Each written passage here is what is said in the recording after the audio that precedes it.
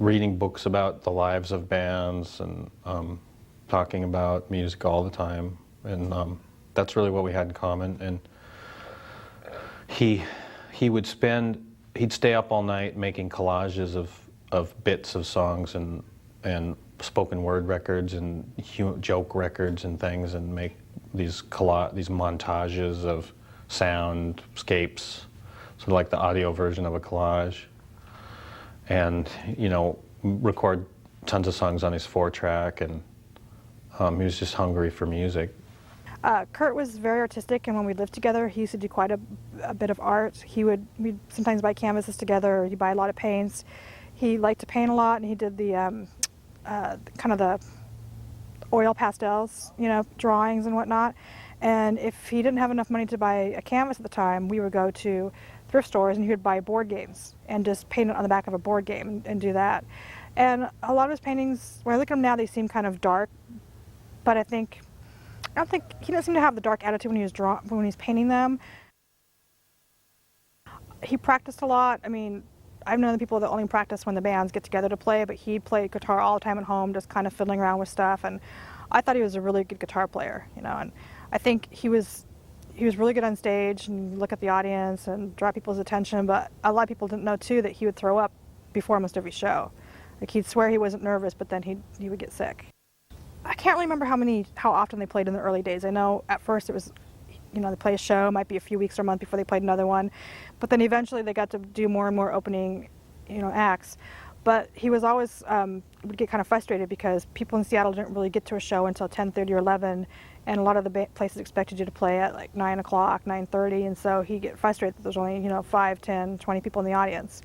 But as they played more and more often, and they practiced at Chris and Shelley's house in Tacoma, they got better and better, and they got a little bit more tighter. Of course, quite often 1 or 2 or 3 of them would be drunk when they played, but then they'd smash instruments sometimes, and that always, like, the crowd liked that. Everyone enjoyed it. It's a good time. It was also about the time that Nirvana played at Chaos. That's the little college radio there at Evergreen State College in Olympia. That show was important because a lot of bootlegs were made. It was virtually the first recorded Nirvana ever made. In the hope of securing a gig for the band, Tracy handed a tape of the Chaos show to Jim May, manager of the Tacoma Community World Theatre. I saw Kurt play a show at the Tacoma World Theatre when they were called Bliss, and he was wearing these, like, I think they're like this almost sparkle purple, like 70s like flare velvet crushed pants or something. They were pretty outlandish, and Dave, I think, was still drumming for him at the time, and it was pretty loud. It was a pretty good show, actually. The thing that I remembered the most, or that I noticed the most, was actually that all of his guitar solos really involved squatting on the floor and turning his digital delay back and forth, so it would just be a lot of noise, and then he'd go back to playing the song. But he was I think it was some sort of punk statement, I'm not going to play any guitar solos. So the songs were structured like there was a verse, there was a chorus, there's a verse, there's a chorus, there's a bridge where you would have the guitar solo, but the bridge always just had him playing with his effects boxes, and then back to the verse and the chorus.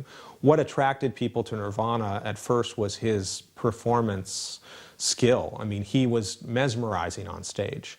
That really was what drew people in, not his technical prowess in any regard. And then secondly, his songs. He started to write songs that were powerful. That really was the key, and I think what made Kurt, what I would call a genius in music, was his ability to write songs.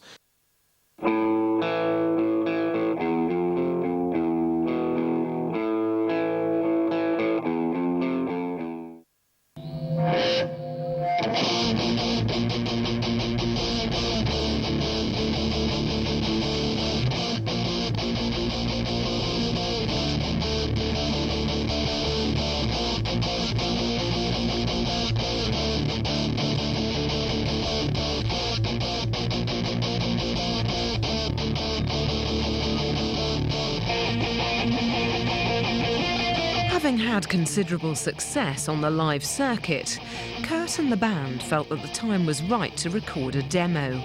On the 23rd of January 1988, Nirvana recorded a session with up-and-coming producer Jack Endino at Reciprocal Studios in Seattle.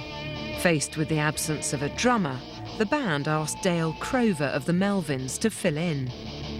In early January of 1988, I just got a phone call from a guy named Kurt from Aberdeen who said he was a friend of the Melvins and he wanted to come up and record, and he would have Dale from the Melvins playing drums with him. And since I held Dale's drumming in very high regard, I said, well, that sounds like fun. Let's do that. How about next Saturday or whatever we ended up doing. So, yeah, I said, yeah, come on up, let's do it. How much money do you want to spend? How much time do you want to book? And he said, well, we've only got, a few $100s. We just have time for one afternoon, and we're just going to record some songs and just mix them right on the spot as fast as we can. And you make a tape, get some shows with it or whatever. And he said, well, we don't really have a name yet. We're still looking for a permanent drummer. I said, well, whatever, come on up. So, and that led to the first Nirvana studio session, which was January 23rd of 1988. I'm not really sure how it came about. I'm not sure if Kurt paid for those or who, but I had some recording time set up. They went up. Jack was the guy. We knew Jack because he was in Skin Yard. We'd see him periodically, pretty low-key guy. All those guys, they worked at a place called Reciprocal. I thought they were really good. It really appealed to me. I thought, Dale's an amazing drummer, of course, and so that was a real pleasure for me to record him and watch him playing, because drummers in this town always idolized him and said, oh my God, he's just a very creative, skilled drummer, very interesting guy to watch, always interesting to see what he plays. And he worked very well with them. But entirely aside from Dale as a drummer, it seemed like, Chris and Kurt had this sort of chemistry going where they just complemented each other very well. It just seemed like a very strong, if young band. And something about Kurt's voice really appealed to me. I thought he had a very good rock scream. He had a just tremendous voice. He was a great singer. And that's not something somebody learns or that he was born with it. I mean, you hear that voice singing these songs, and the combination of the emotional tone of his voice and the words he was singing, it just adds up to something that just always draws me in. They were pretty professional about it in the sense that they were able to record 10 songs and finish them in less than 5 hours. I think I billed 5 hours of studio time. They were probably there about 6 or 6.5 hours. We allow for setup. So, they were pretty well rehearsed, and they didn't screw around, in other words. They knew they only had $150 or something to record with, and they didn't waste any time. So I thought they were efficient. They knew what they wanted. And I was really impressed when they did that Endino demo. Well, I remember they played a show that night after they did it, and they were playing a unmixed version of it through the PA, and it sounded so good, and I was blown away.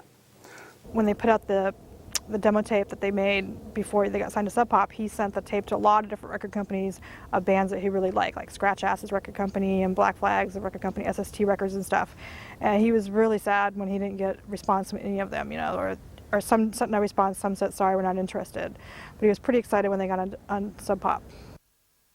Jack Endino passed a mixed version of the Nirvana demo to Jonathan Poneman, co-owner of the underground Seattle label Sub Pop. they actually left the tape at the studio for a while with the idea that, oh, maybe we'll come back and do some more work on the tape later when we get some money. And I said, well, do you mind if I give your tape to some people? Because I thought it was really good. And I thought some friends of mine would really enjoy hearing this. So, you know, they said, oh, fine, because we're just going to give cassettes out to people too. We need to, you know, we want people to know about us. So I gave some tapes to people, and one of them got to John Poneman at Sub Pop. Sub Pop then decided